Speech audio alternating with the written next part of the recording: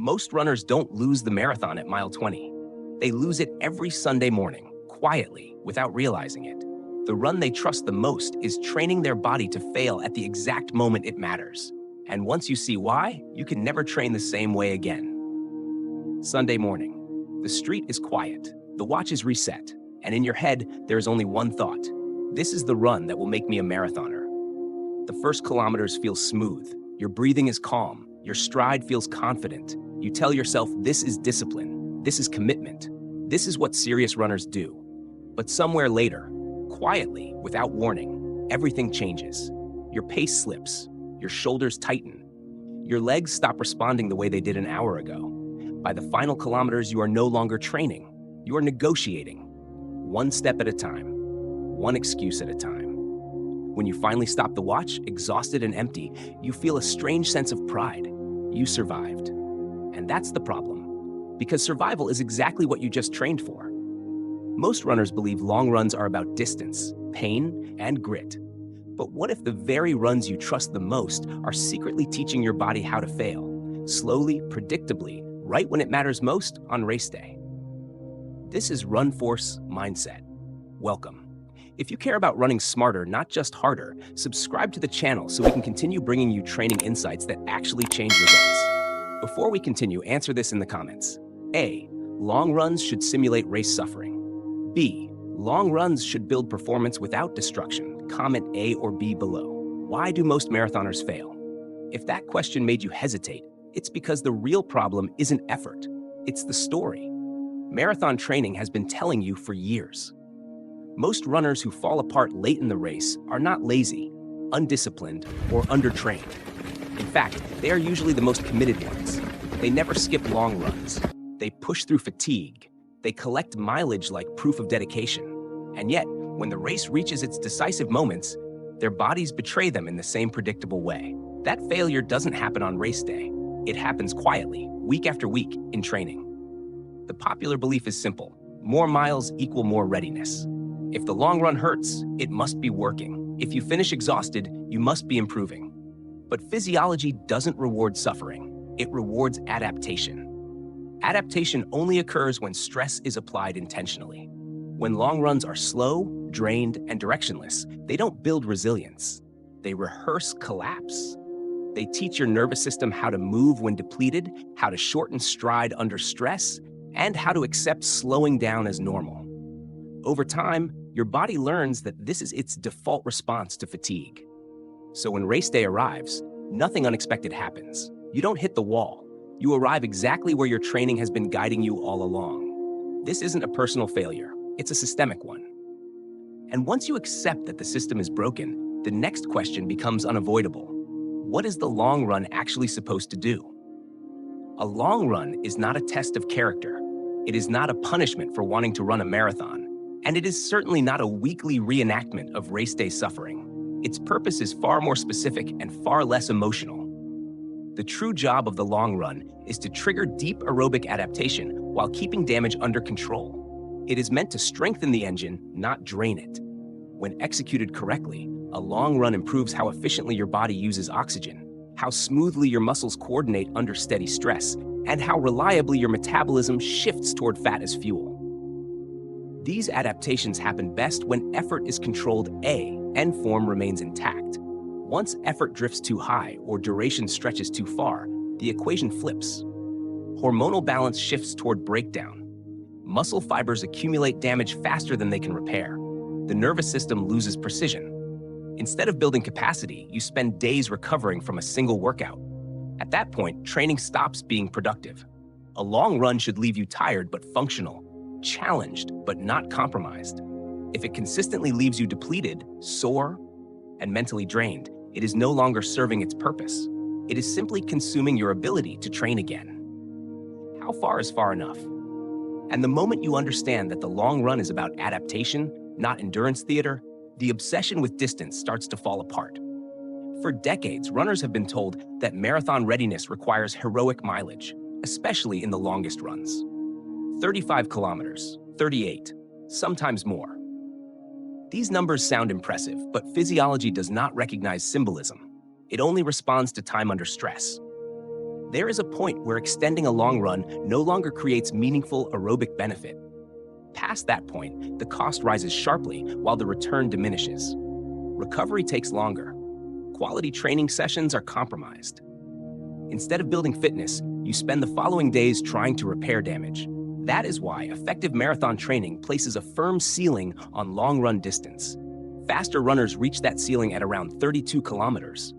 Slower runners reach it earlier, around 28. Not because they are weaker, but because the duration pushes them into a zone where breakdown outpaces adaptation.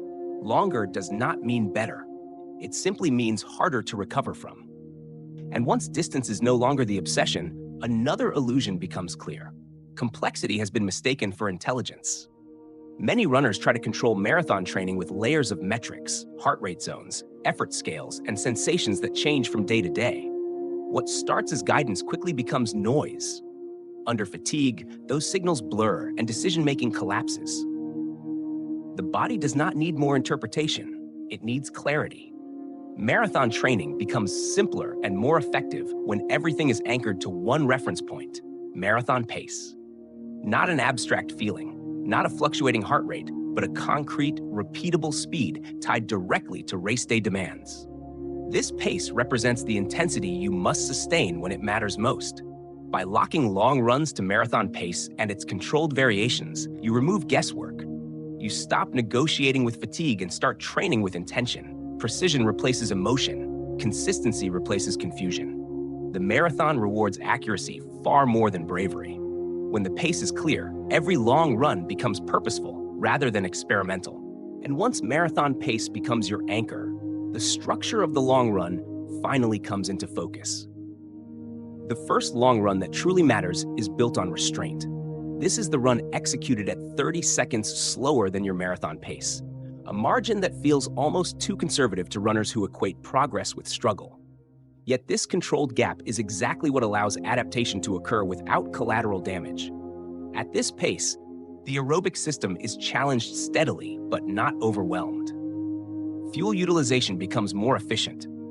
Muscles learn to maintain coordination over time instead of compensating under fatigue. The run finishes with tired legs, not broken ones. You are able to recover quickly and return to quality training in the days that follow. This type of long run typically falls between 21 and 25 kilometers. It belongs after demanding training weeks, when the body needs reinforcement rather than punishment. It is not designed to impress, and it rarely feels heroic. Its value lies in how consistently it builds capacity while preserving the ability to train again. But if that controlled pace is all you ever practice, another problem quietly takes shape. The body adapts precisely to what it is asked to do. When every long run is held safely below race demand, endurance grows, but sharpness fades. You become efficient at moving steadily, yet unfamiliar with the tension and precision required closer to marathon pace. Fatigue feels manageable, but speed feels fragile. Over time, this creates a runner who can go long, but not fast for long. The engine is strong, yet it has never been tested under meaningful load. When race day demands a higher level of coordination, fueling accuracy, and mental focus, the system hesitates. Not because it is weak, but because it has never been challenged in that specific way. This is where many disciplined runners plateau. They do everything right, yet something is missing. Endurance alone does not prepare you to perform. Without exposure to controlled intensity, the body never learns how to sustain quality when fatigue begins to accumulate.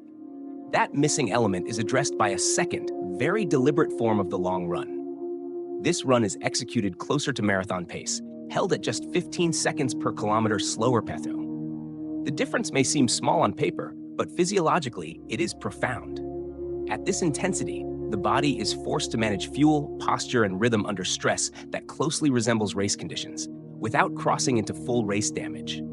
These runs are shorter by design, typically 18 to 23 kilometers, because quality deteriorates quickly once fatigue overwhelms form. The objective is not to survive the distance, but to sustain control as effort rises. Each kilometer becomes a test of efficiency rather than endurance. This long run belongs after lighter training weeks, when freshness allows the body to absorb the stimulus. It sharpens speed endurance and exposes weaknesses before race day does. Done correctly, It builds confidence grounded in physiology, not hope. And once both types of long runs are understood, the real skill of marathon training reveals itself in how they are combined. These runs are not interchangeable, and they are never chosen in isolation. The quality of a long run is dictated by the load that comes before it. After a demanding week filled with intensity or volume, the body needs consolidation, not confrontation. That is when the more controlled long run belongs. After a lighter week, when fatigue is lower and coordination is sharper, the more demanding long run can be absorbed. This rhythm is what protects progress. Without it, runners stack stress blindly, confusing courage with discipline. Fitness does not grow in straight lines, it grows through intelligent variation. Each week should set up the next, not compete with it. When long runs are placed with intention, they stop being a gamble. They become a predictable stimulus, one that strengthens the body without eroding its ability to train again. This is where planning begins to matter more than effort. And when this rhythm is respected over time, there comes a moment when the longest run has to be faced, but only once. There is a powerful misconception that repeating extremely long runs builds certainty. In reality, certainty comes from precision, not repetition. The peak long run exists to complete adaptation, not to test limits. It is executed one time, 4 weeks before race day, when fitness is high and recovery time still exists.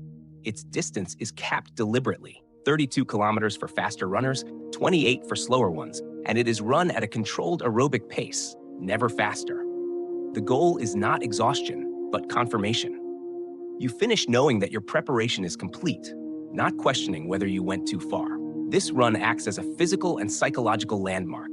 From that point forward, training shifts toward consolidation and taper. Nothing beyond it adds readiness. Everything beyond it only adds risk. And once that final landmark is passed, the way you think about training begins to change. Vague labels no longer serve you. Words like slow, moderate, and fast feel imprecise, almost careless, for a goal as demanding as the marathon. They describe effort, but they do not define intent. And without intent, consistency collapses under fatigue. In their place, a simpler and more disciplined language takes over. Every long run is now understood through its relationship to marathon pace. One exists to build, the other exists to sharpen. Each has a clear role, a clear cost, and a clear reward. This shift does more than organize workouts, it reshapes identity. You stop running by mood or impulse and start executing by design. Training becomes quieter, less emotional, and far more effective. When the language becomes precise, the body follows, confusion disappears, and confidence replaces it. And when confusion is replaced by clarity, the marathon stops feeling mysterious.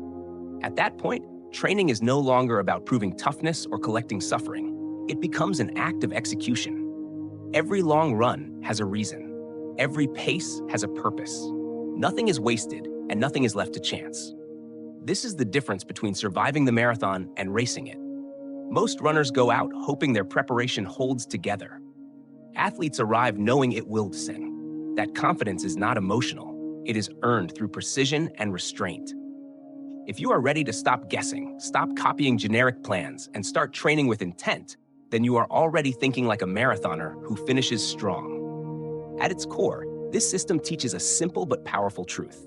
Progress is not created by doing more, but by doing what matters with precision. The marathon exposes whatever you repeatedly practice. If you train chaos, you race chaos. If you train intention, you race with control. This principle extends far beyond running. In work, health, and personal growth, effort without structure leads to burnout, while focused actions compound into real results. Choose fewer priorities, apply them deliberately, and give yourself time to recover and adapt. That is how strength is built for the long term. Now, a quick question for you.